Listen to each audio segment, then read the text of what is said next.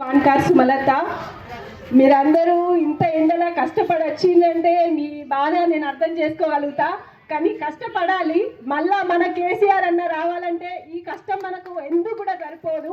మన కేసీఆర్ అన్న మనకు చేసిన పనులు మనం ఇప్పటికీ మర్చిపోము. మన కేసీఆర్ అన్న మళ్ళీ రావాలంటే ఇలాంటి కష్టం ఎండల్లో కానీ వాన అయినా సరే మనం అస్సలు మర్చిపోవద్దు. కేసీఆర్ అన్న గురించి మనం ఎంత తిరగాలి, మనం ఎంత కష్టపడాలి, సాధ్యమైనంత వరకు కష్టపడదాం. మళ్ళీ మన కారు గుర్తు రావాలి.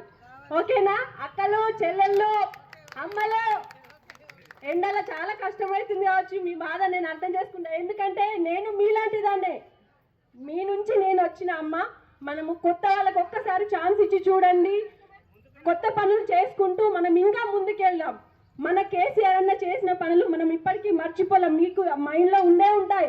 మన కేసీఆర్ అన్న కళ్యాణ లక్ష్మి, మన బీడీ పింఛన్, మళ్ళా చిన్నపిల్లలకు చేసిన పనులు, కేసీఆర్ కిట్టు, అవన్నీ మీకు మైండ్లో, అవి మనకు నిద్రలో లేచి అడిగినా మన కేసీఆర్ అన్న చేసిన పనులు మనం ఎప్పటికీ మర్చిపోము.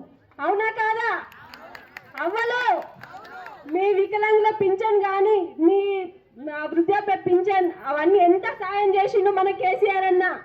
అవునా కాదా? మళ్ళీ కేసీఆర్ అన్న రావాలి, మనం కష్టపడాలి.